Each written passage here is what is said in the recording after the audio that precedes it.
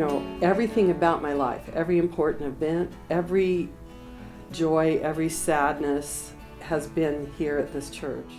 My parents were looking for churches when we moved to Littleton, and they decided that the best church for our family would be the Littleton Methodist Church, which was located on Nevada Street in downtown Littleton. When we first came, there were only services in Fellowship Hall. This building was not here. And at that time, they were heating the Fellowship Hall with pipes in the floor. So the floor was always warm. And that first winter was so cold. I remember coming in and sitting down for services and taking off my shoes and getting my feet warm. I had my first daughter, Amy, in 1990, and we had her baptized in that October of that year. And I spent a lot of time creating a gown for her to be baptized in, and it was a very special day. All the family came in from all over, and we were all sitting in the church together. But when we went up to have her baptized, Dick Evans was the pastor at the time, and his dad was a retired pastor, and he and his dad performed the baptism for Amy. And it was so precious and so emotional and just so special in such a caring, family, generous way that it was really neat. The thing that has really brought a great deal of joy to me is that I look around and see 3 generations of our family here. And at one time there were 4 when my mom would come out and visit us.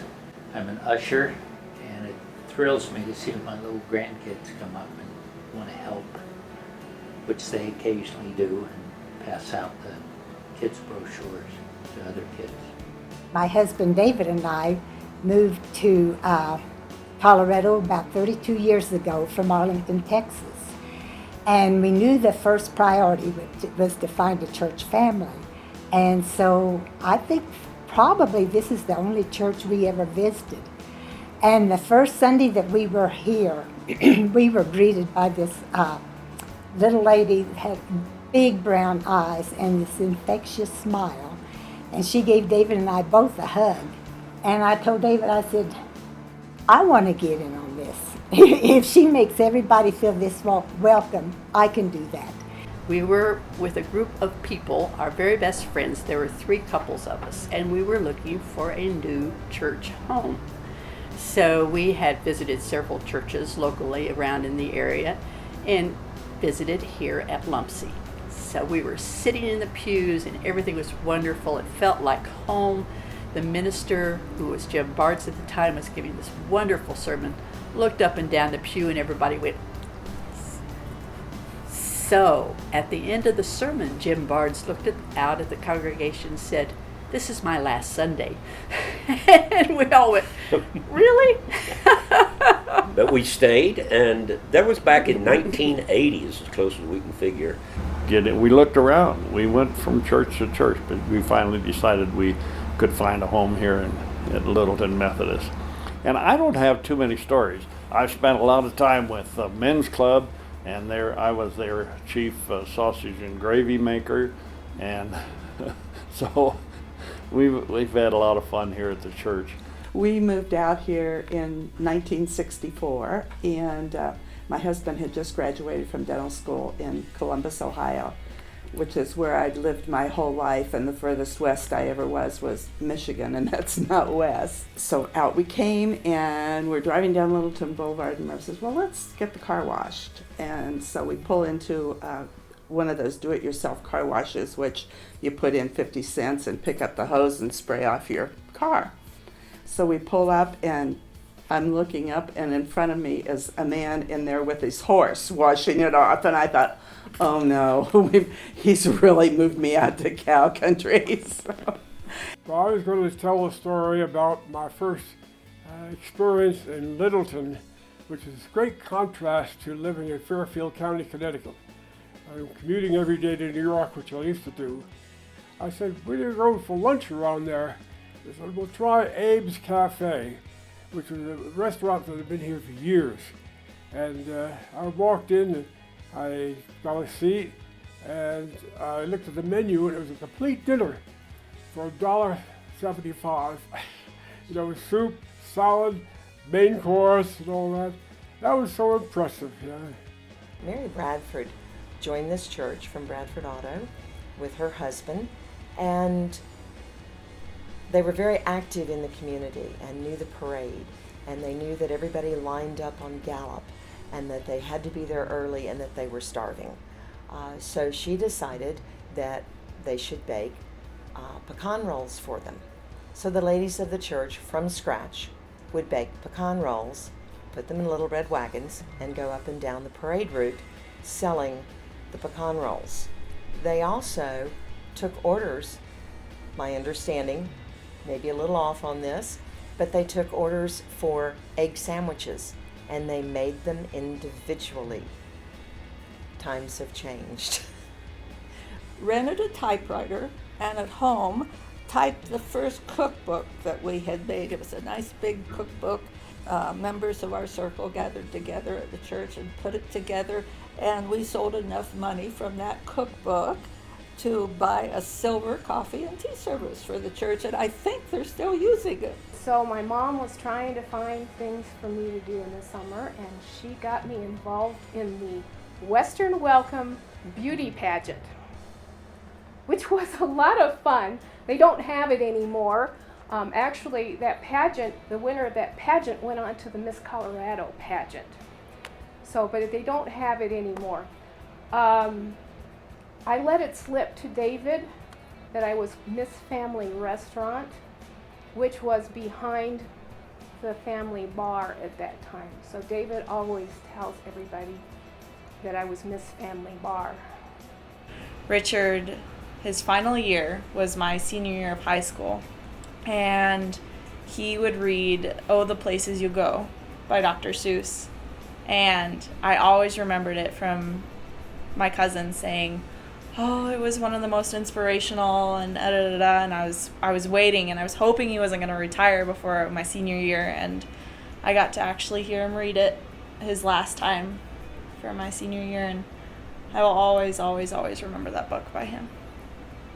When I got into junior high and high school, I was in MYF, and Jerry Nelson was our youth minister at that time, and he set up some ballroom dance classes in the basement of the church, and I don't think some of the older members were happy about that or thought that was a very good idea, but we had fun. One of my first memories is singing in what they called the Cherub Choir back then, and I think it was the 1st through 3rd grade choir, and Mrs. Winkle was the choir director. And she was one loving, hugging mama, and she just gave you the biggest bear hug ever, and had a full choir of kids, with the big white bows. And what I remember the most is that we were one of the first groups of people when the new part of the church was built. And I remember, I think it was Reverend Roboff, and I can't remember the reverend was at it, who cut the big red ribbon, and us being the little munchkins of the church were some of the first ones to go through, because I remember seeing that and then getting to walk into the new church in both these sanctuaries.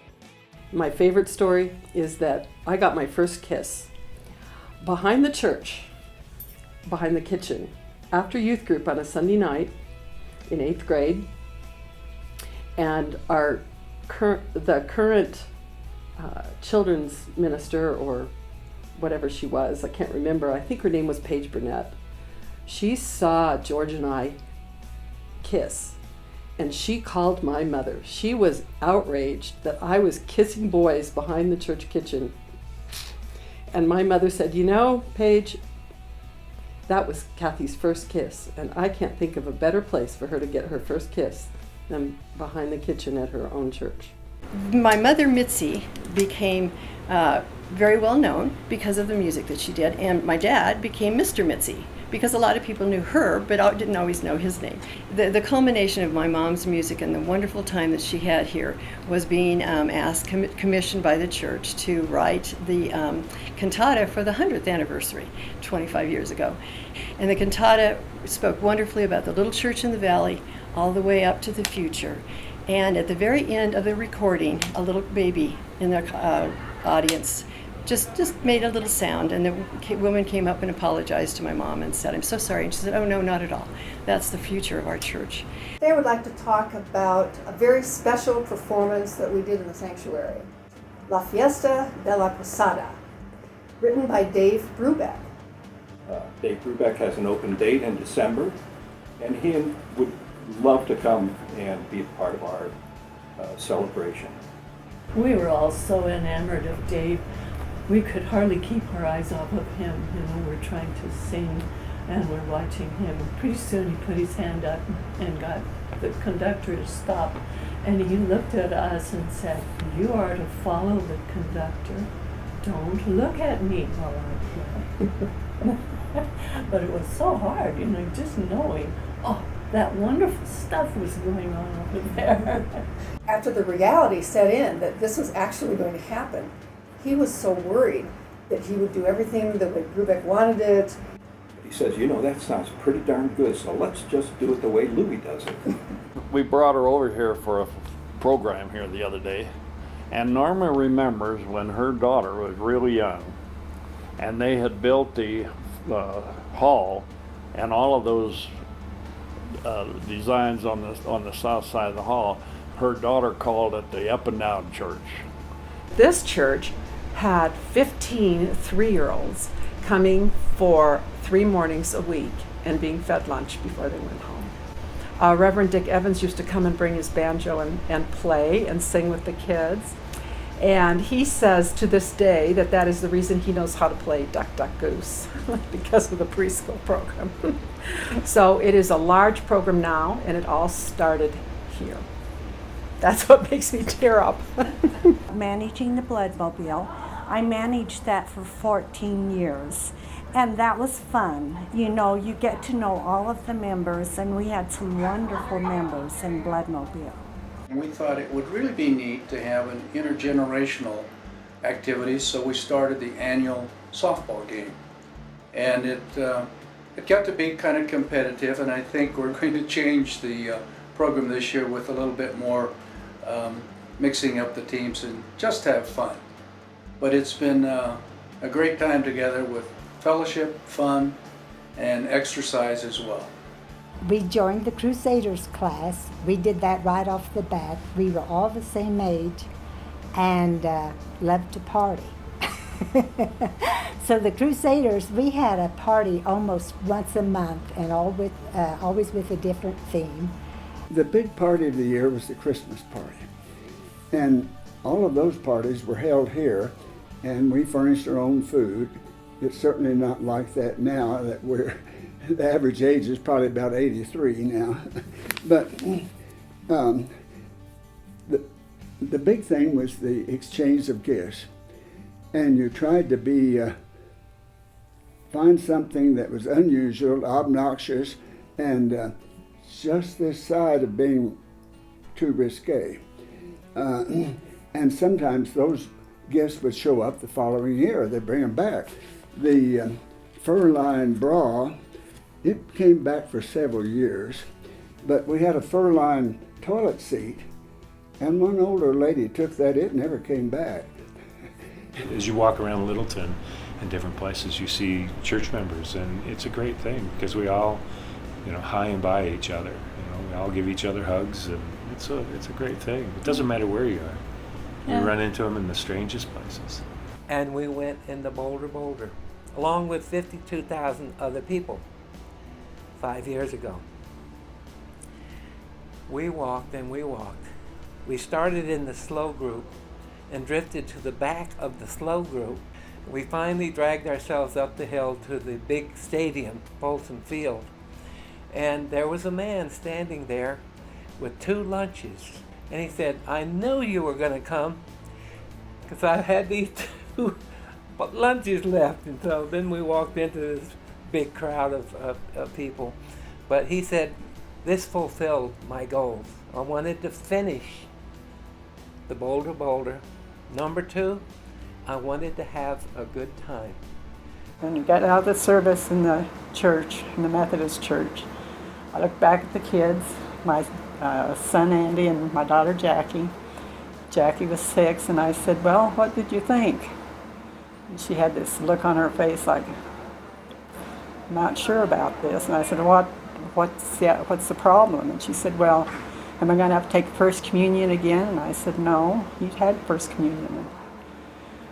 Well, okay then, because I don't want all those old ladies kissing me and getting lipstick all over my face again.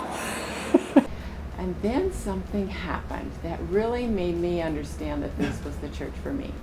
13 years ago, I got divorced. And in a legalistic church, I might have been rejected and felt not good enough. But that was not how this church was. I was loved and supported throughout that process and the aftermath, and consequently, my sons and I remained very active, and I feel so blessed to have found FUMC. You know, this church has just been a wonderful place. I mean, it really has. Being a single dad most all of her life, it was special because I always knew I could go and bring her to a place that was safe and friendly. And it wasn't just me being the only one that could tell her the rights and wrongs and why we do these things or why we don't. And so the stories in the Bible and, you know, all the things that, you know, are such a concrete base for who we are. And you know, it was great, and it still is to this day. It's very reverent. I love that because I came from some cultural churches in the suburbs that every moment counts, every word counts. It's all just kind of in the choir. We're still here, and we still enjoy the class. And as we get older, we dismiss a lot of things that we've done, but we don't dismiss the Crusaders. And we love this church because this is our home. In fact, I mean, literally, you know, sometimes I feel like we've slept over, you know, on Christmas Eve especially. I'm part of a happy bunch. And Carol and I agreed we'd never move again. We're going to stay here. I can't remember any other church, and I don't know what I would have done without this church. Happy to be here for 35 years, and thank you, FUMC, for being here 125 years. So it worked out just fine.